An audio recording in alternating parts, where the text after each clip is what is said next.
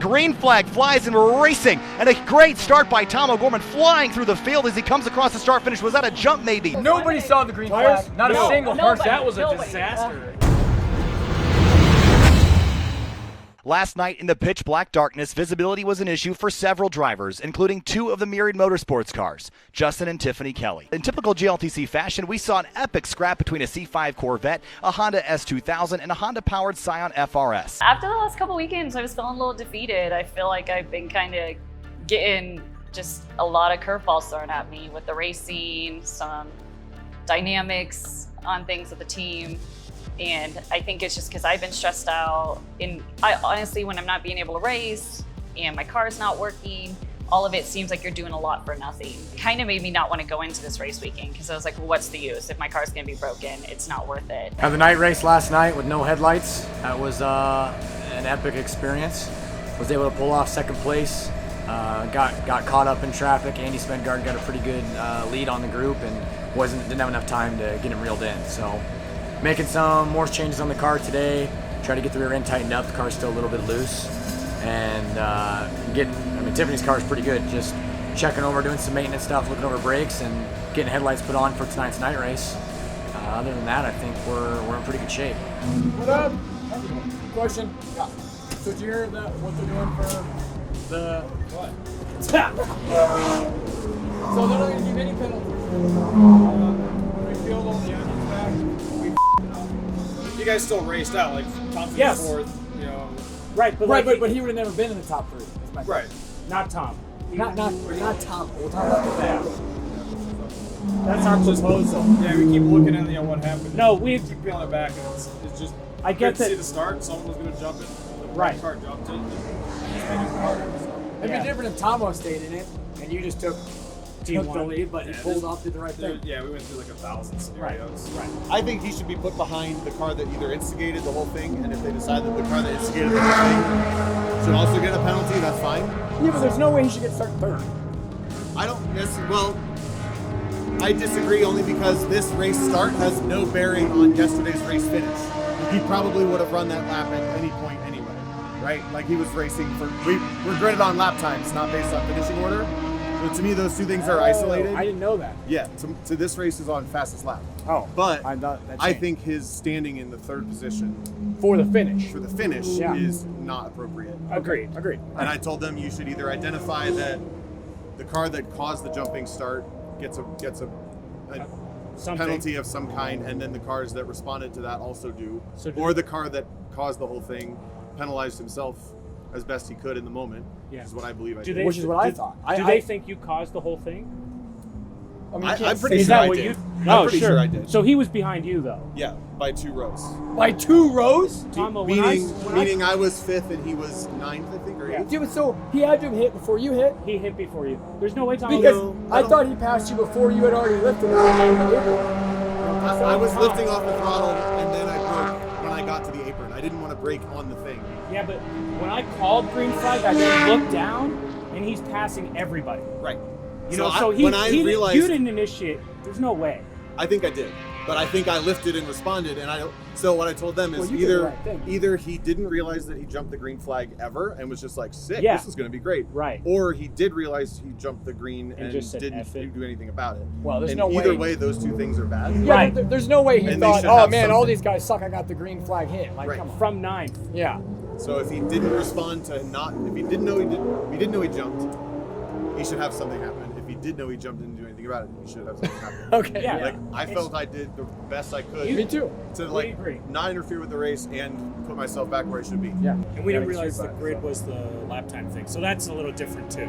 Yeah. So because technically, if like we were just gonna go by how it ended up, Tiffany got first. Like we talked to Tomo, we talked to Ryan, and I understand where everybody's at on the finishing order is the finishing order.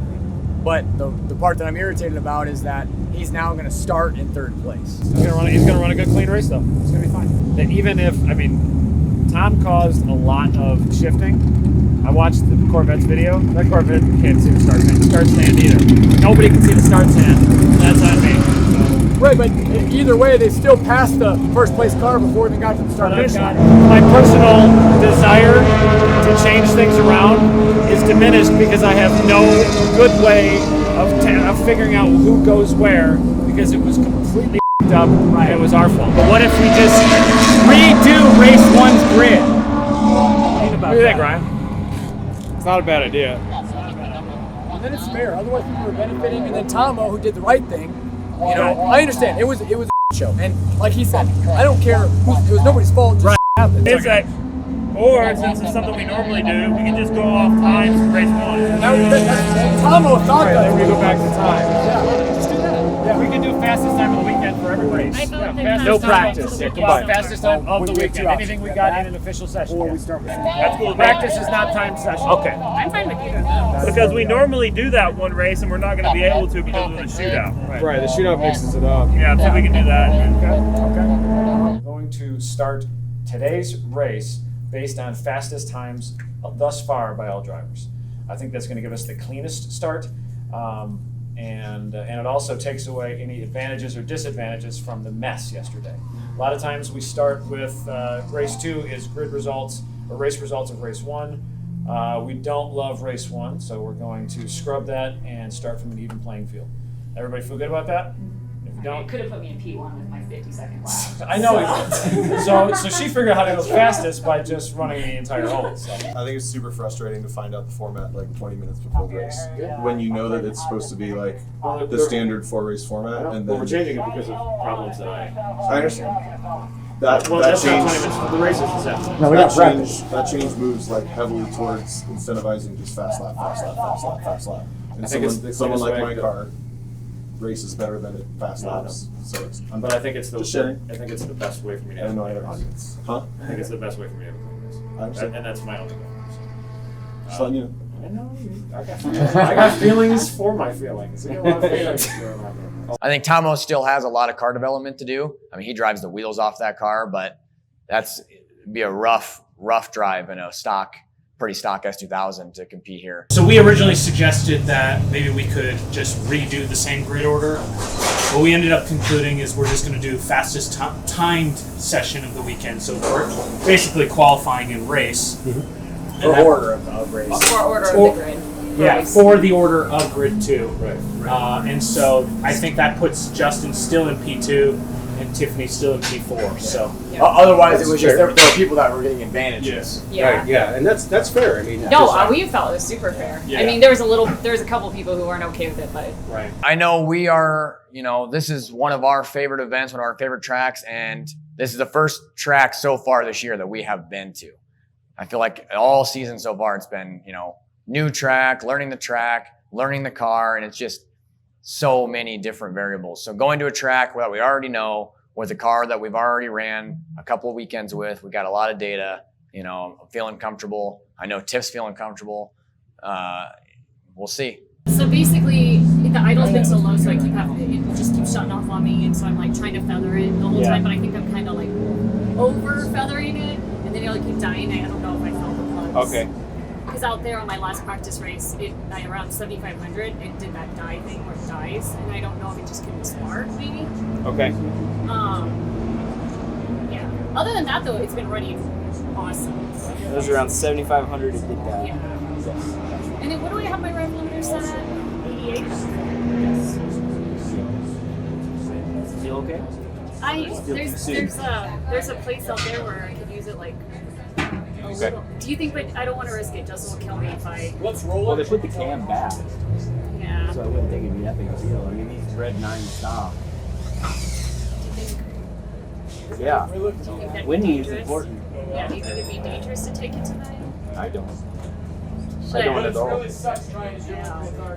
There's some pressure. I think there's some pressure from, you won it last year, you're going to win it this year. I want to, but you never know with racing. There's always things that can happen, and you don't know with new competitors out there, you don't know how they're going to do.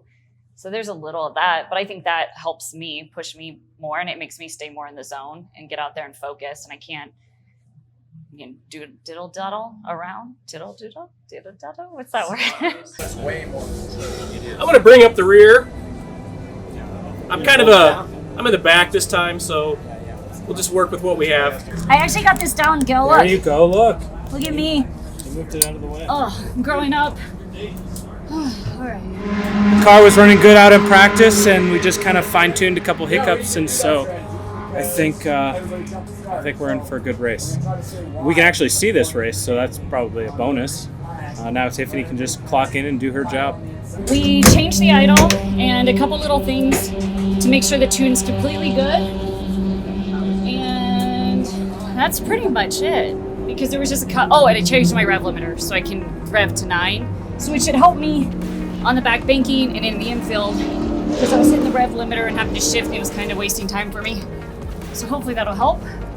Get a little, and then did it. So, excited. And I'm starting in P4, next to Eric Cattell, and behind Justin. My confidence is like, I was at a level 10 when I went into the race season, and I'm probably at like a level 5 right now. PPIR though, my confidence is coming back a little, knowing the car's fixed, it's coming back. No, if I have a good car, I know I can drive. I've put a lot of years into it, and I know that I can get out there and be competitive. Hey, if it's important to tell me, you tell me out there, okay? Yeah. Don't think about my feelings. Like, I'd rather have the shit that pisses me off. And I know. I think there's some things I still need to work on as a driver, so that's kind of in the back of my head, but that's always what driving's about. It's just getting better. As the field rolls through backside of the course here, Abe, track temp has come down, but the pace car is about to roll off, and the action is going to pick up. Gridlife Touring Cup from Gridlife Alpine Horizon in Pikes Peak International Raceway in Fountain, Colorado. Coming to the start-finish line, Adam Jabaay in the grandstands and waiting for the green flag to drop. Green flag flies, and we're racing in Gridlife Touring Cup at Pikes Peak International Raceway. A great start for Eric Cattell, right in the bumper of Andy Smedgard into turn 1, side by side for the race lead. Kelly on driver's right as they head up onto the banking, climbing the 10 degrees, and they head towards turn number 3 and 4, the first braking zone on this track here, Abe, as they come out of turn number 2. Yeah, Andy able to defend his way through NASCAR 1 here.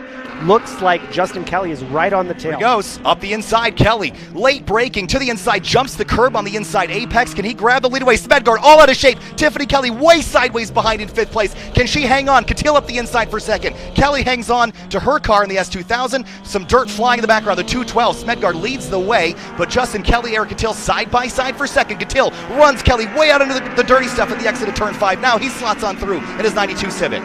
Yeah, great to see that car back together for this event and for this race. It looks like Tiffany Kelly did loop that car around. There was a bit of a dirt cloud there, so she might have gotten back rolling. She is rolling now as we come across to complete the first lap. Andy Smedgard leads, Cattell 2nd, Justin Kelly 3rd, O'Gorman lights a blaze on that car, 4th place. But look at how good Cattell is on the brakes. No ABS in this car. The S2000 in front of him does have ABS, but Cattell did modify his pedal to give him more confidence in the brakes. But Justin Kelly, with that FRS, does have ABS in that car, so he will be strong as well. So up front, S2000, Civic, then FRS, then in behind, it is Tom O'Gorman's S2000. No, now Stephen Const's has gotten through in the C5 Corvette with a big V8 power plant, 5.3 liters of American muscle, climbing the curbs as they head on through. Big slide for Kelly.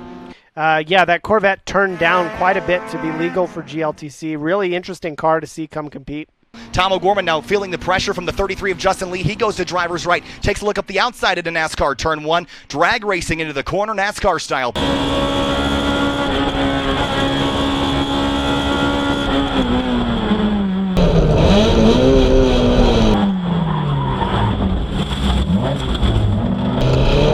Tiffany Kelly's off again in the dirt. Oh, she's up over the curb, sends a cone sailing. She loops it, and through goes Savannah Little. Great heads-up driving by her to get on through that zone. So local caution down in turn 4 with Kelly looping again for the 2nd time this race as Justin Lee reels in O'Gorman. Risk are the only way that you can ever try anything or win at anything or see if it works or not. People can see it as incompetence, or they can just see that I don't give up and I like to win, so I'm going to try every single way to make it possible. If it doesn't work this way, I'm going to risk it and try it the other way, because eventually it's going to work.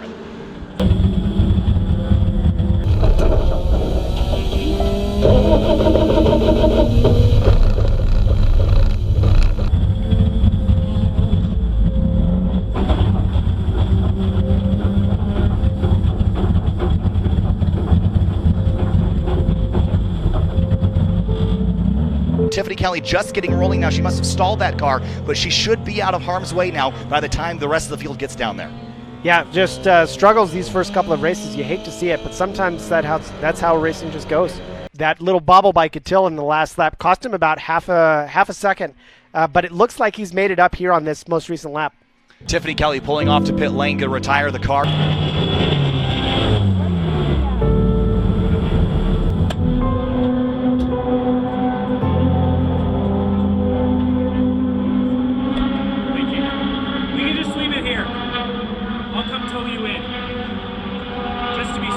I can't, like, brakes-wise, I was braking and I saw. blew the brake twice. I don't know what the happened, though. Here's O'Gorman back up the inside of McNulty into turn number 4. Can he hang the inside? Look at McNulty's tires, begging for grip in the front-wheel drive platform. She cannot. She does hang on here as O'Gorman now struggles with holding off the 33 of Justin Lee. Way late braking for O'Gorman. Slides down the inside at turn number 5. He's going to wash out. So does Lee as he goes the long way around at the exit of 5. That one guy in the Beamer touched me.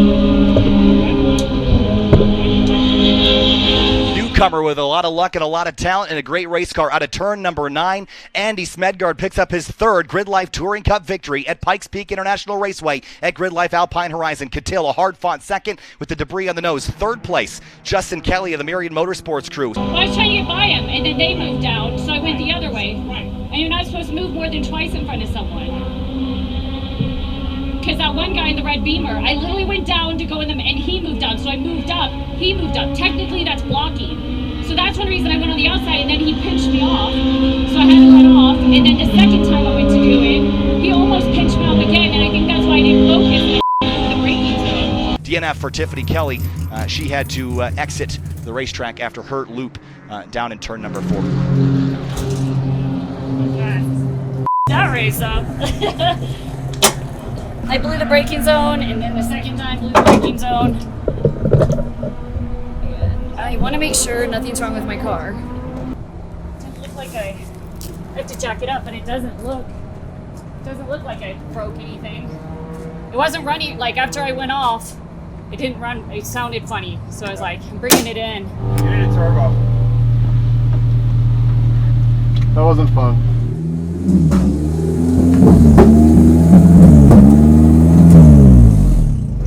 Your car okay? I hope so. What happened to you? I blew the braking zone, not uno, but dos. If it didn't work the first time. I mean, I'll literally say I screwed up everything you could possibly do in that I thought race. we just talked about the braking. They didn't work. And I don't think they're as good as my last race. What? I felt like it just felt like it wasn't braking as usual. I mean, was that user error? I think, yeah, it was me. I'll pull the data when we'll look. Yeah. Good race, good job. Thanks, babe. I don't know, the car didn't sound good after the second time blowing the braking zone and hitting a bunch of rumbles. I went off-road. Yeah. Well, let's get it up on jack stand so we can inspect That's what I it. was gonna do, and then I think I don't know. That seemed like a long race. I heard you. Your car's loud as so like Yeah, you're I like coming that. you're coming in and I basically I know how I drive, right? I'm a late breaker. So I was like, I'm gonna stay Two apparently. I'm gonna stay far left and you'll either have to go around the outside or you'll be frustrated behind Bill with me. You actually kind of angled it a bit. Like you came over the front of my car. Luckily I if I would have stayed my trajectory, I would have hit you. But I kind of saw what was happening. I knew the car was down. I lifted. You went over. It looks like you almost tried to hustle back over, and under braking, you just lost it. Yeah. Because you came in I like just you're like 15 miles an hour, way too fast. There was steering angle involved. Like I was like, holy shit. Oh, I missed it. Well, because I was like, you guys, we were coming out here and you know, and Yeah, I was I was on the worried inside. about you. Yeah, on the inside. So I'm like, and then